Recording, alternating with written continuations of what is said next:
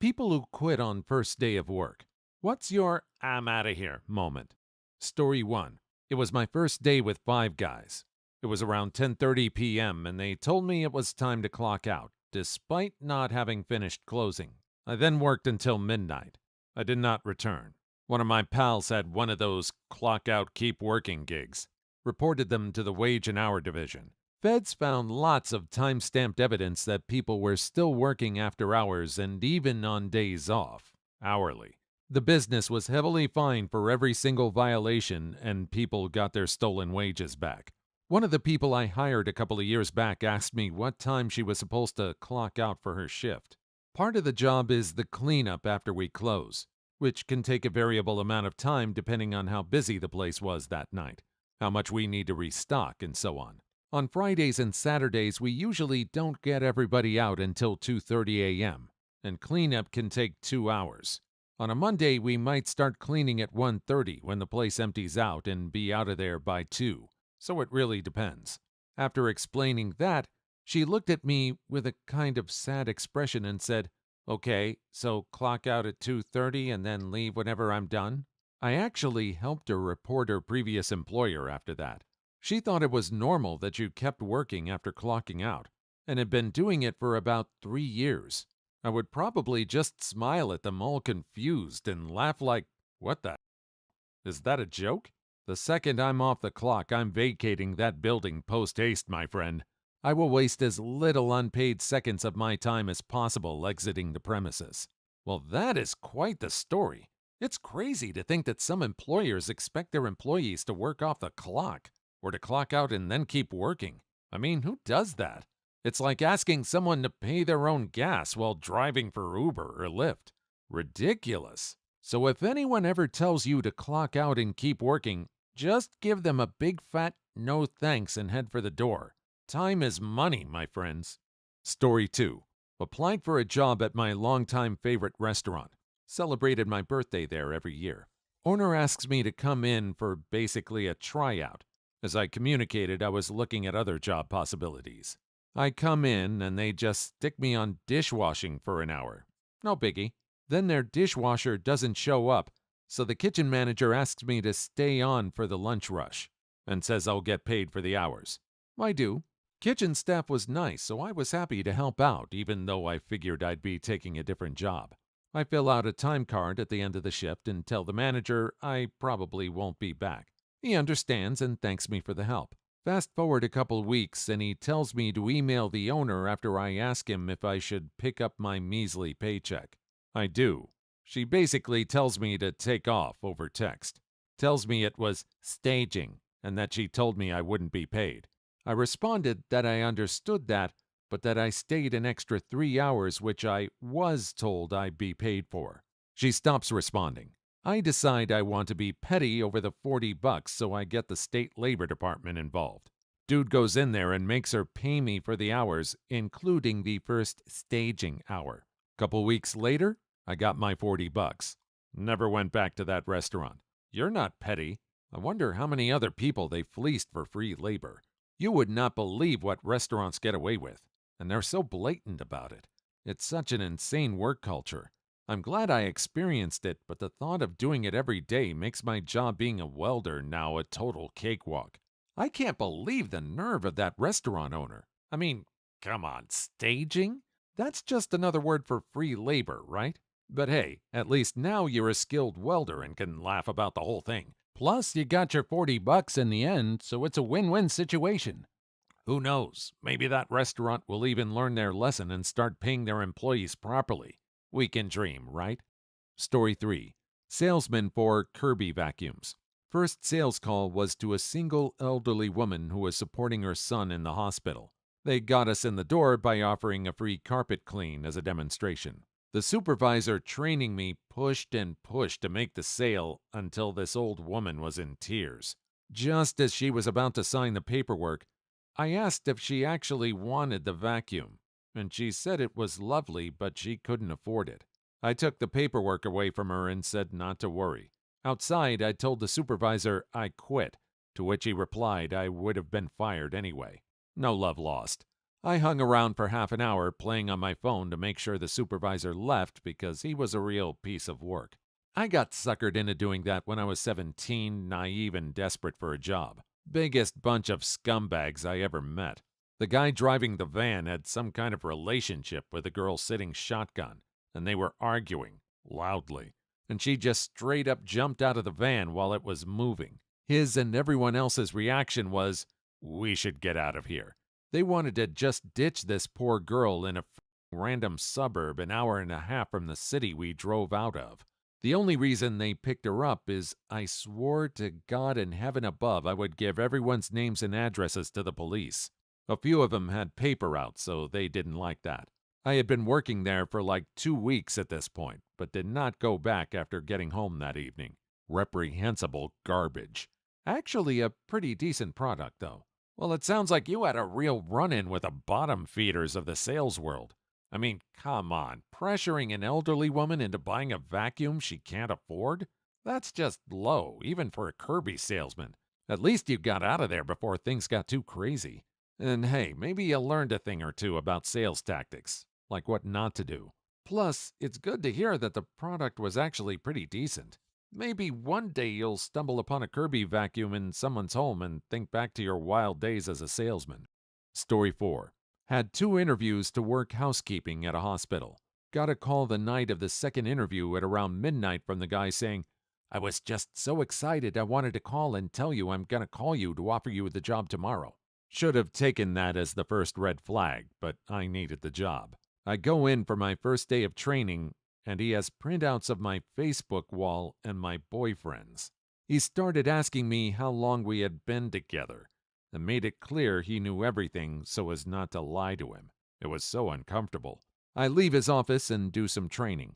We break for lunch, and he sits with me in the cafeteria asking me how it's been going so far, etc. Then he tells me he expects to see me at his church Sunday. I haven't gone to church in like 10 years at this point. We all had a quick meeting in our main room, and I stayed back after everyone had left. I put my badge, keys, and walkie on the desk and walked out. I felt bad, but it was no wonder why they couldn't keep anyone. He called me for months afterwards, asking what had happened. He was worried, sick. He deserves answers, blah, blah, blah. I had called their HR the day after I had walked out to tell them I quit and why, so they had to have told him. He had no reason to keep contacting me.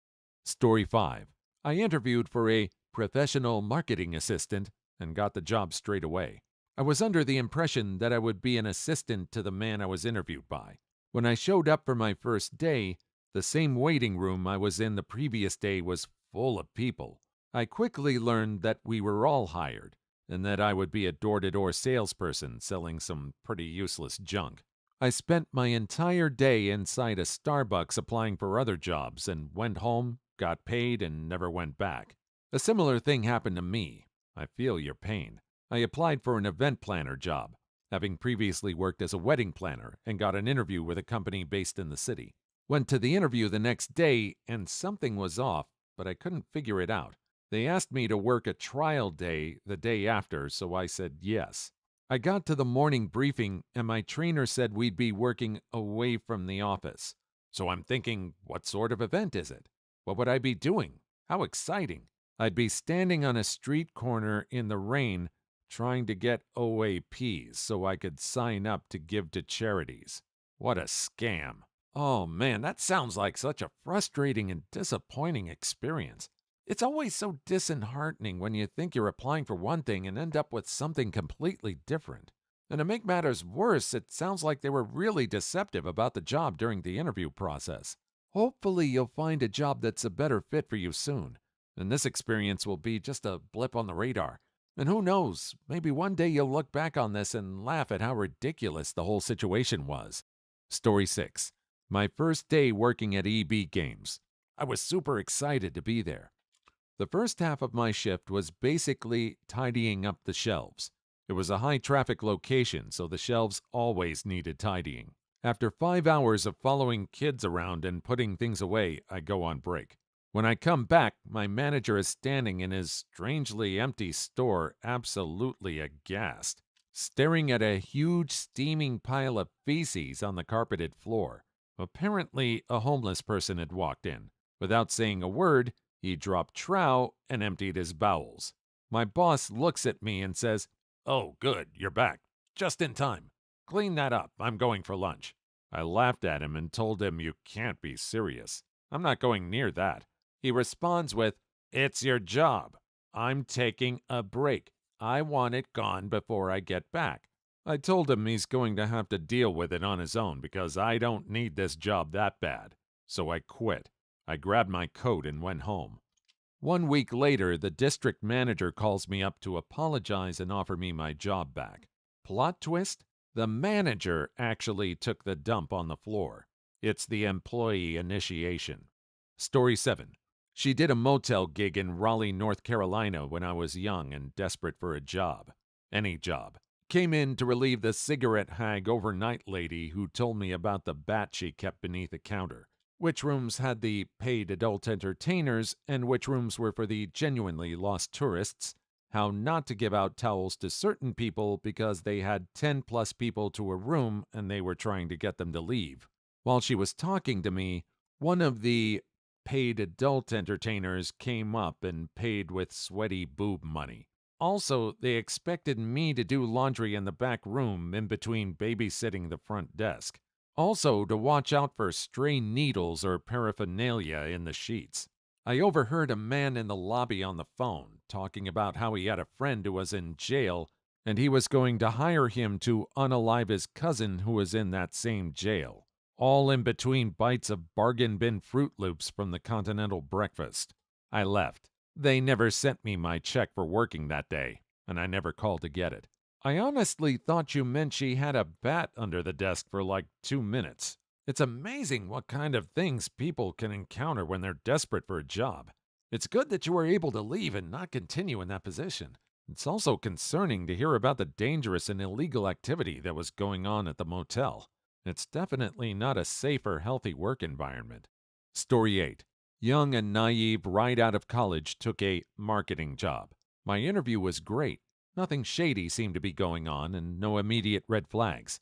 After 4 hours of training, my first day consisted of going door to door in a suburban town trying to sell cable to older people. We were told to dress for business, so I'm hiking around for miles in my best skirt, suit jacket, and heels. Hours were from 9 to 5, but we didn't get back to the business until well after 10 p.m. Not to mention, the person I was shadowing was able to make a sale to an older gentleman who seemed to have memory issues. I noped that right out of there. Sounds like my 86-year-old dad with dementia. I cannot believe how many people or businesses try and prey on him to sign him up to long-term contracts for things he doesn't need. It's also very obvious that he has memory issues and gets very confused very easily. It's like a constant battle to clean or chase these things up. Thanks for having morals, though. Story 9. I was a waitress, the only waitress at a just-opened diner. The boss didn't have me sign any paperwork. Everything was under the table. But that wasn't what made me quit at the end of the night. In order to get me where he wanted me to go, he would pinch my skirt at my upper thigh, not quite the butt, but very close, and pull me around like it was a leash. Need me in the kitchen? Rather than call me, he would come out, pinch my skirt, and pull to the kitchen. Need me at the cash machine? Again, come over to wherever I was, it didn't matter if I was serving a customer, and would grab my skirt to pull me. That act in itself made some customers uncomfortable.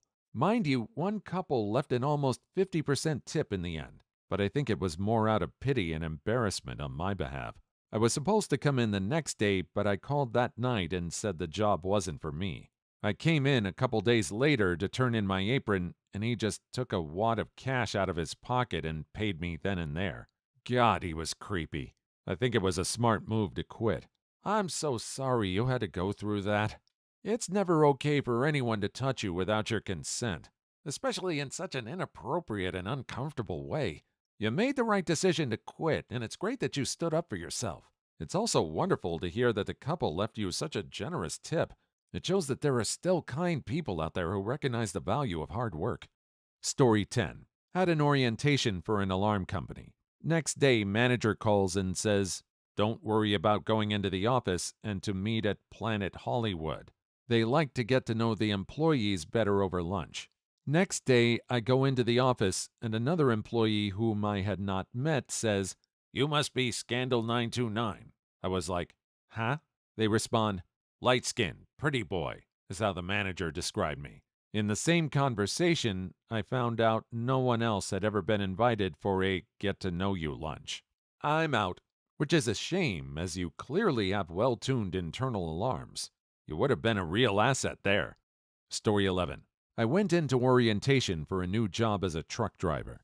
Obviously, you know you will be away from home, but this was awful. Out on the road 30 days at a time, then only 36 hours or 1.5 days at home. You only work 6 out of 7 days, so 4 of those days you just sit at the truck stop unable to move and not getting paid. Can't bring a pet of any type. So I would only be home 18 days a year, on the road for 347 days a year, and unpaid for 52 of them. The no pets rule was the final straw for me. I will not be out 30 days alone with no little friend to keep me sane. I noped out of there. Story 12. My very first job was at a little drive-in restaurant close to my high school. I showed up to work the first day. The lady said I had to pay her $50 for training. She showed me around the place and said that my pay would be $4.50 an hour as a car hop. This was in 2010, and all the tips I made went into a bucket with all the other girls' tips. At the end of the night, she counted up tips, kept 20% for herself, and split the rest up evenly among every employee. Also, part of our job was 1 day a week we had to spend 4 hours cleaning her house. It seemed super shady. I literally left after listening to her go over all these rules. My dad was ticked until I explained, and another girl confirmed, and my dad agreed I did the right thing. Good on you for trusting your gut and leaving. It's definitely not fair to have to pay for your own training. And splitting all the tips equally doesn't seem right either. And cleaning the owner's house? That's not even remotely related to your job. I'm glad you had someone to confirm your suspicions and that your dad ultimately understood your decision. Story 13. They hired me to work full-time. I had an interview to work full-time. I was trying to quit a horrible job, and this job was on the other end of town. I needed enough money for the bus pass and to make up the difference and more of quitting my old job. They hired me and showed me my schedule. I showed up for my first day. Things were going well. Then the manager called me in, sat me down, and explained that they'd have to cut me down to 15 hours a week because they'd hired too many people. I explained painfully that I had to take a bus an hour each way and wouldn't be able to pay rent or food after that. He said I could always hold out and hope people quit.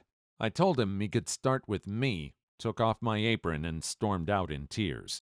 Please like and subscribe if you made it this far. I hope you'll enjoy the rest of the video and have a wonderful day. Story 14. It was a petrol station, and the manager wanted me to work for free until I had learned their computer systems to what he deemed a satisfactory extent. I agreed to do it because I needed a job, and he brought me in at 7 a.m. on my first day. However, he was not present to go through the training with me, so I was just standing around kind of helping out on the forecourt, but not really knowing what I should be doing, not learning anything. After about an hour and a half without the manager showing up or anyone training me on anything, I decided that I wasn't going to continue to be taken advantage of, and told the cashier to pass on the message to the manager that I had quit. Yeah, red flag.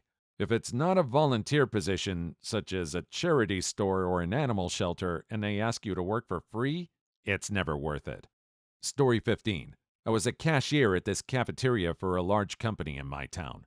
The people that worked at the company would put their tips in a bucket, and the people made a lot of money there, so there was like 10s and 20s. The manager of the cafe wouldn't let me have any tips because she said that cashiers couldn't be trusted, so she would ship the tip money to a church in El Paso. I immediately knew that this was a load of hogwash, and I just never went back. It's also illegal, I think, to collect money for one thing but do something else with it without disclosing who/what it's for. It is, in fact, illegal. It's called wage theft.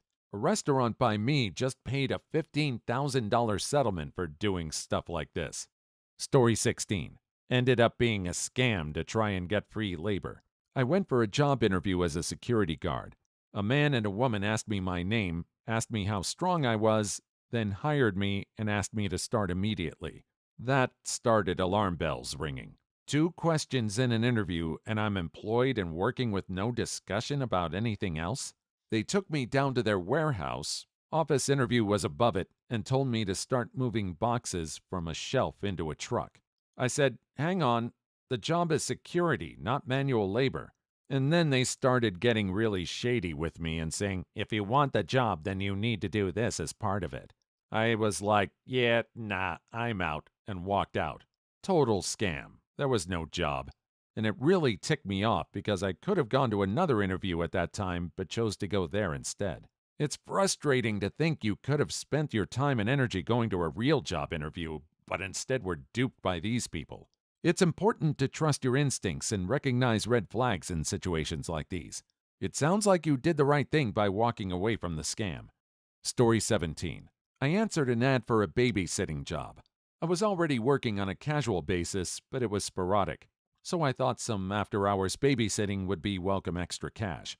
The couple were both in the military and proceeded to tell me that I would be staying in the spare room and looking after their 6-month-old child around the clock as well as doing the housework. I would have 1 day off every 2 weeks. They said it's cash in hand so I could sign on to the dole, unemployment benefit, to make up the rest of the money. I left on the spot. They wanted a live-in housemaid and nanny, not a babysitter, and they were not able to pay for one. Why they thought it was up to me to illegally collect the dole to subsidize them, I don't know. Story 18. I technically quit before my first day. I got hired at a well-known gift store. I was hired with the understanding that I would work Saturdays, Sundays, and a grand total of 8 hours a week, so 2 4-hour shifts. Also at minimum wage. Not a problem with me, done that before. I would just pick up a part-time job for the rest of the week. Nope, apparently that wasn't allowed. The manager thought that was a horrible thing and disrespectful to her. I should only work for them and only them, and I should have better control over my money if I can't survive on $64 a week before taxes. Yeah, I didn't show up because of that noise. She was ticked off that I wouldn't show up to such an opportunity. It's not right for a manager to expect you to only work for their store and not have another job to support yourself. It sounds like you made the right decision by not showing up to a job that wasn't a good fit for you. I hope you were able to find a better opportunity that respected your needs and goals. Story 19. I didn't quit, but it was an interview many years ago. The position was for an admin assistant. I got to the place and it was in the back of a strip mall, kind of. Just a small parking lot in a forest. I go in to interview, and the guy tells me it is in fact not an admin position, but an alarm system cold calling position. I immediately knew he was wasting my time, and he finished it out. He told me there would be a lot of evenings just him and I working. I don't think so. He also says he loves to reward his team for good sales and always takes them to Mexico. I walked out and told my husband, boyfriend at the time, there was no way I was taking that.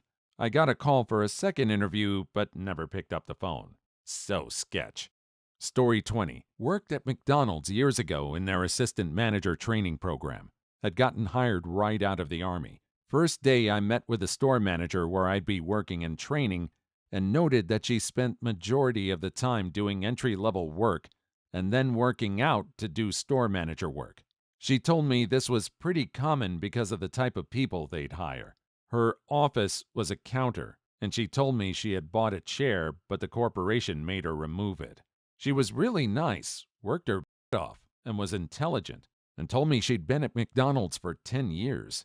I imagined working my butt off only to be told I couldn't have a chair, and decided that night I wasn't going to work for a company like that. Story 21. Electronics store. My first day we had to attend a class where they teach people how to upsell folks. Basically walked you through ignoring what they asked you for and using their ignorance of the equipment against them. I thought that was really scuzzy. They then went on to tell us about a commission style bonus program that basically forced employees to upsell everyone. When we took the break for lunch that first day, I peaced out and went home. Never got paid for those 4 hours, but I never regretted bouncing on that. Well, it sounds like you dodged a bullet there. I mean, a class on how to manipulate customers and use their lack of knowledge against them? That's not exactly a ringing endorsement for the company's values. At least you didn't waste too much time there and you didn't have to compromise your values just to make a paycheck. Good for you. Story 22. Worked in a hotel for a day. No one told me where anything was. Got chewed out for it. Guests enjoying their meals told me to pay no mind. I was doing a good job and that my boss is a runt. I told the manager that I was quitting and wouldn't be doing the next shift. I arrived the next day returning a work uniform, and my supervisor approached me and yelled at me for being late. I told her I already quit, but if I was working, technically I was 5 hours early for my shift. Absolute nutcases. Story 23. Second day actually, but the person who was training me at a McDonald's during the summer in college was so inconsistent and would like to forget about me. The second day, she asked me what time it is. I pointed out the wall clock and said the time. She goes, "Ow, I can't read them fancy clocks." Made me sad more than anything. I grew up in a very rural, poor area, but I also realized that she wasn't having an off day with her awful training and would be my supervisor. Didn't go back on my third day. Story 24. My very first job was at a buffet restaurant that was popular with senior citizens and known for their desserts. I was asked to get another coconut cream pie from the back, and as I was getting it out of the fridge, another employee bumped into me and I dropped it on the floor, pie side down. The employee's, someone who'd worked there for years, solution was just to scrape off all the whipped topping and replace it. I was horrified they served pie that had been on the extremely dirty floor and never went back. That's one way to add some extra flavor to the pie, I suppose. In all seriousness, though, that is absolutely disgusting. Who in their right mind thinks it's okay to serve food that's been on the floor? And to top it off, just scraping off the whipped topping? That's like putting a band-aid on a bullet wound. Good for you for not going back. Story 25. Summer job working for a landscape architect. Got to the job site, and he asked me to dig a hole in some rocky dirt. I asked for a shovel. He didn't have one. I asked for a hand spade. He didn't have one. He told me to just dig the hole with my bare hands, and then he drove off to another site, leaving me completely alone. I dug for a little bit and then said, "Forget this," and left. Had the job specified that I needed to supply my own tools, I could have, but it didn't, and I wasn't going to work for somebody that expected folks to dig through hard, rocky soil with their hands. Story 26. I wasn't the person, but I was training a new guy at a movie theater. A customer asked for extra butter. She was nice and normal, not a mean or rude customer, the kind I would pay to handle all day long. He puts the popcorn tub down, says, "I'm going to the bathroom," takes off his apron and walks out the front door and never came back. Maybe he shattered his pants and couldn't bear the thought of returning. Story 27. It was a small independent insurance agency in 2006. My first day there, the owner, a true fossil, said email and fax were strictly forbidden as he only believed in communication in person, by phone, or through mail. Left for lunch and never went back. I couldn't imagine the inefficiency I'd have dealt with had I stayed. They ultimately closed their doors, so it was definitely the right decision. Story 28. I was hired at a chain restaurant to be a hostess. I was so excited because my last job was washing dishes, and because of my eczema, I had to quit. It was too painful to do that job. So I arrived at my new job dressed up to be a hostess, and those mother frienders took me back to the kitchen to do dishes because the dishwasher just quit. I noped out of there real fast. Story 29. It was a waitress gig for a local restaurant. I finished my first day, then was told that training would continue for 6 weeks. While I was in training, all of the tips I got had to be given to my trainer. I was being paid less than $2 an hour. I called the next day and said it wasn't going to work out. Story 30. I was hired to be a waitress, which has a lower hourly wage due to tips. The entire shift, they had me wash dishes in the sink, but paid me waitress wages. A few months later, the restaurant was investigated for a number of fraud activities. Story 31. When at the daily meeting, a manager said if they found out who put a paper bag with human excrement in an employee's locker, it's good you got out of there before they found out you did it. Story 32. When the microwave in the lunchroom was coin activated. Please leave your story in the comments. I would love to make a video on them in the future. Also, don't forget to like and subscribe.